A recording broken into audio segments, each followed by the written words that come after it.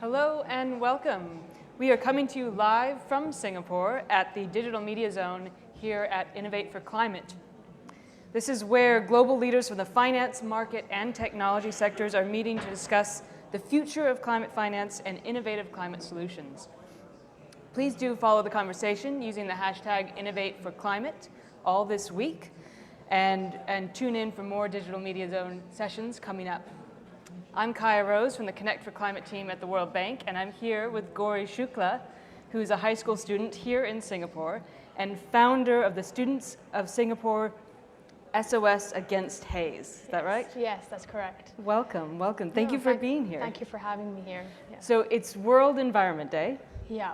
And what better time to talk about what you're working on. So tell us, some of the people in the audience might not be familiar with haze and why it's such an important issue here in Singapore. So tell them, give us a little background. Right, sure. So the haze is an extremely important issue here in Singapore because it is caused by the burning of rainforests in Indonesia and results in large amounts of land being cleared to establish palm oil plantations. And in that process, in the 2015 haze crisis, almost 1,488 million tons of carbon dioxide was released into the air. Yeah, and wow. To put that into context, that's the amount of carbon dioxide that Japan releases within a year. And when that palm oil is produced, it's put into almost half of the goods that we see in the supermarket, from shampoos to chips, cookies. Palm oil is in everything. And in Singapore, it was a very big issue, causing the PSI to be over 400 and respiratory illnesses to just be like 50,000 people suffering from health issues, which was an extremely grave problem here in Singapore. Yeah. Wow. So you started it in 2016. Yes. And tell me a little bit about the work that you do and the impacts that you've seen since then. Yeah. So we started off quite small as just kind of writing on a blog about the causes and the implications of the haze, but we've transformed into a student organization. We have two pillars of focus, one being corporates and the other being student and education. Okay. So for corporates, we started off by engaging with our local caterer at my school, UWC, and we convinced them to use sustainable palm oil in their oil procurement. As of last year, we started a petition against two homegrown companies, food and beverage companies in Singapore, and we garnered more than 8,000 signatures in support. And along with some persistent engagement with the companies, we were able to convince them to use sustainable palm oil. We're also currently working with a couple of NGOs to create a sustainable restaurant food guide that we engage with food and beverage companies in Singapore by giving them cost-effective tips on adopting sustainability initiatives and giving them a list of suppliers and information for them to become more sustainable. In terms of our second pillar of focus, which is student engagement and the youth, what we do is that we give talks in schools. We run conferences and host workshops to really raise awareness about the causes of haze and what people can do at an individual basis. And we're also creating an inter-school program at the moment. We're in the middle of that to engage people and engage students from across different schools and see how we can enhance our sustainability initiatives.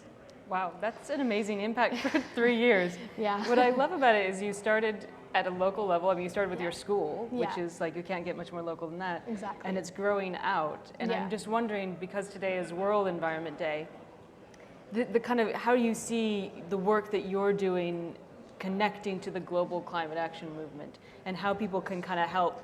I think sometimes climate change seems like such a massive problem, people don't know where to start. And I feel like you found a really amazing place to start. Yeah. And I'm wondering if you can kind of help give insight into how to connect those two global and local levels. Well, I would say that whether it's, peatland restoration in Kalimantan or it's melting ice caps in the Arctic, all these issues are quite interlinked. And to me, the global climate crisis is almost like like a jigsaw puzzle that require a multifaceted approach to solve these issues. So every activist really has a role in playing that kind of puzzle piece into this larger problem, sorry. And it's really about finding some of the things that you're interested in and playing that role. I think that's so true. I think it's like finding those things that you're interested in, your passions and your skill set, and matching those. Exactly. And because if you don't enjoy what you're doing, then you won't keep doing it. Yeah, for sure. Yeah, I mean, you need to find your passion and really engage and do the best you can at your level. Absolutely. Yeah. So, also on the global level, right now we're kind of in this like new rebirth of the global youth climate action movement, and you're 17 years old, so you fit right into that. Tell me, are there any things that have happened recently that have inspired you? And to like, what can you say to the young people watching now? I would say, like, let's take Greta Thunberg, for example. I mean, she's a great activist who's really changed the youth climate action movement, where she's a lot more aggressive in her approach and has successfully put pressure on policymakers.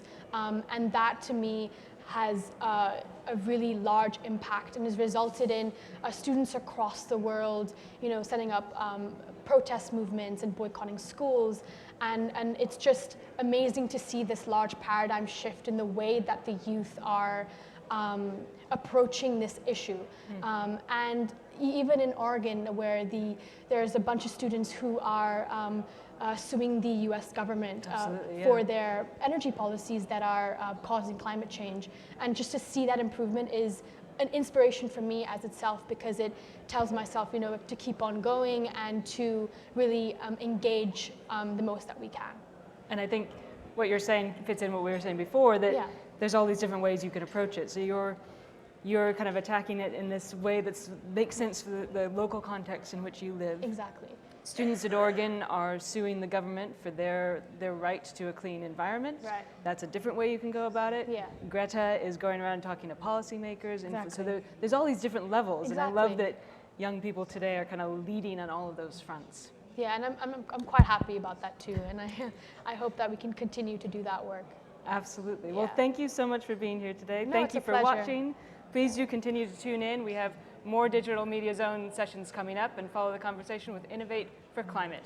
Thanks very much. Thank you for having me.